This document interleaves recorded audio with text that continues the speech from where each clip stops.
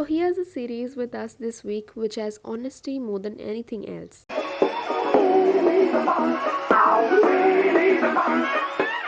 Hello Cinefam.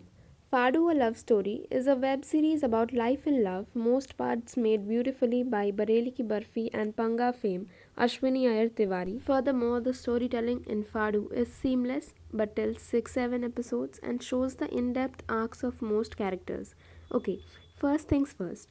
Honestly, when the trailer came out, I got really excited because I expected the union of two different worlds which are so contrasting to each other. That is the calmness of the poetry and the upheaval in the lives of those living in the slums.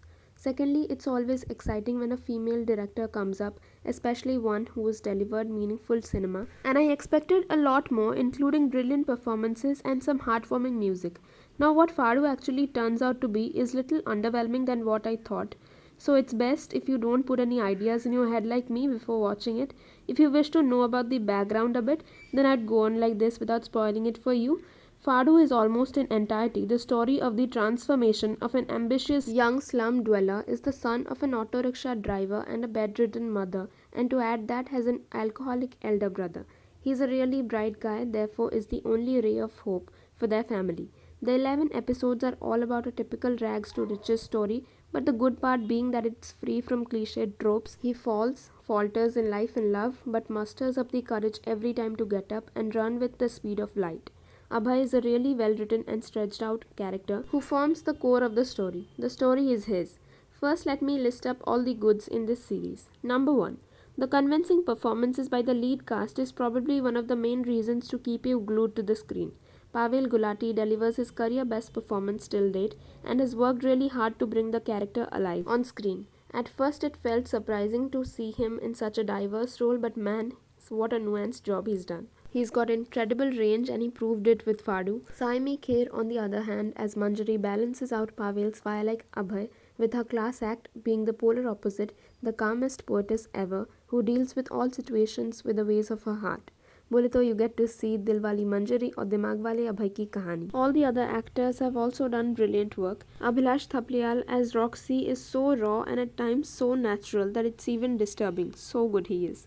Deepak Sampath, Girish Oak, Shishir Sharma and Manini Chadda have all played their parts convincingly. Number 2.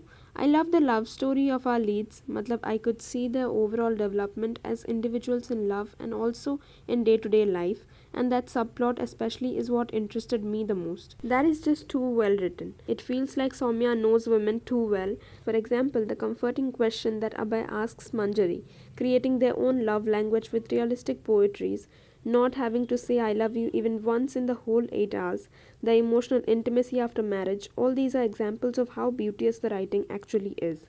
I feel that the writing is very detailed, which is a good thing as it doesn't encourage the dramatic metamorphosis of a normal person to a demonic personality.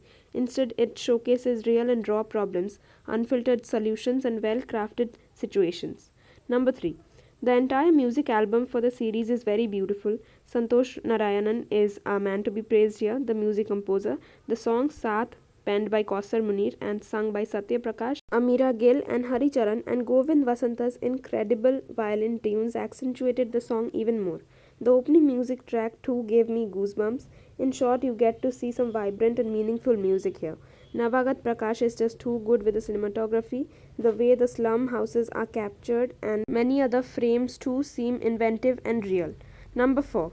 Fado has this very unique and real representation of the world that it wishes to show, something which most shows of today lack, and this happens to be a very refreshing concept in itself because romance these days is not the usual thing that people are watching nowadays.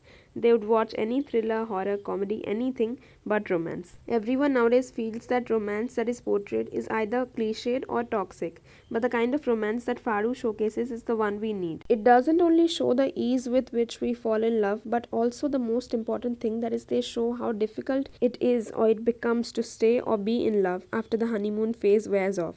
And here is where the nuanced writing of Saumya and the brilliant direction of Ashwini shine together. Now Fado is full of new things and I describe it as experimental. और जाहिर सी बात है कि जब experimentation होता है तो not everything will turn out to be great. कुछ ना कुछ गलत तो हो ही जाता है. So likewise, I have with me a few flaws of this series. Number 1. It has a long time span of almost 8 hours, which is quite unnecessary if you ask me, because many subplots have been added, and even if each one explored well, still the individual time and emphasis bestowed upon each of these shows' subplots is tiring for the audience after a point. So, keeping that in mind, Ashwini should have done the job, or Saumya could have shortened it, as the screenplay is honestly jarring and gets impossible for the consumer to sit for such long hours and devote this much time to a source of entertainment. Number 2. The series is extremely slow paced after episode 6. Obviously, Soumya and the editor Chandrasekhar Prajapati falter here.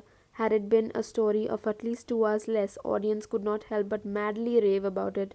I believe they should have strategically done that when there's especially scope for a sequel. Number 3.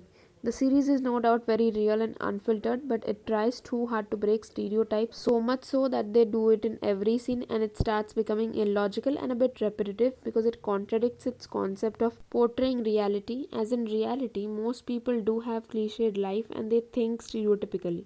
Number 4. World building could have definitely been done faster. It's good, but by the time we reach at a point it gets jarring for us. Comment below if you have watched the series yet or not. I must say that it's gonna be a great watch for anyone who is awaiting to witness something authentic yet refreshing, and this is your go-to content for this week. Follow on Twitter for more filmy stuff and subscribe to this channel, and do press the bell button, and I'll see you in the next one. Thanks for watching.